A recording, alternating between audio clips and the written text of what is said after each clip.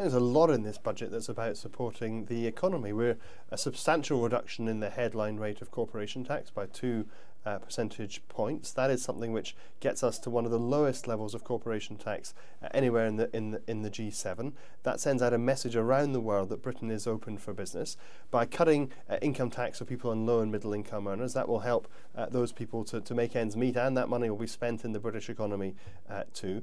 We've taken significant steps to encourage important industries in this country, like the creative industries, like aerospace.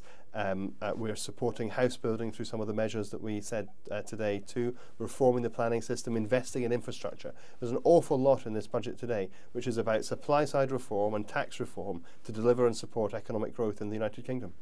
I think we've done a lot on deregulation. I'm sure there's always more that we can do, but there's quite a lot in this budget on deregulation, in addition to the massive reform to the planning system, which I know the CBI and other business organisations have welcomed. We're making changes to some of the ways in which environmental regulations, for example, are implemented to make sure that those things are dealt with more quickly. But yes, our red tape challenge progresses, and we'll identify new areas where we can cut red tape. But look, I think by cutting corporation tax, by supporting things like the animation sector, video games, the creative industries, a new centre for aerospace technologies, the investment in infrastructure, including now getting pension funds moving forward with investing in infrastructure in this country for the first time. Those are big changes to our economy, which will really help to raise our growth potential in the years to come.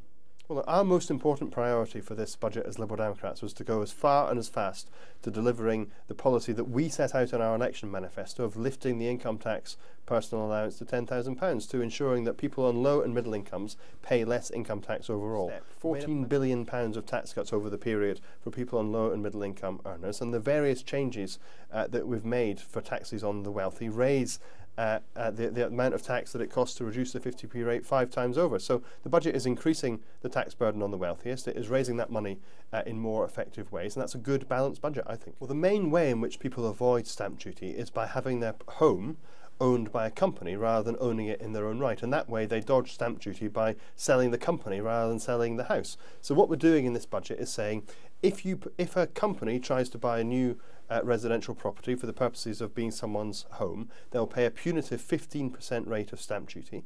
And if a home currently, a domestic residence, is owned by a company, then it will pay a punitive annual charge until such time as that arrangement is ended and the property comes back in to the regular stamp duty system. So I think that means that we have a real tools now to prevent tax avoidance here, and that's why we can be confident that this new higher rate of stamp duty will in fact raise the sort of money that we say it does in the budget book. And of course, like everything else nowadays, all these numbers are audited and scrutinised by the Independent Office for Budget Responsibility. They've looked over all the numbers in this budget, and they have certified that we're right to say that these measures raise 5 times overall, 5 times more from the wealthy.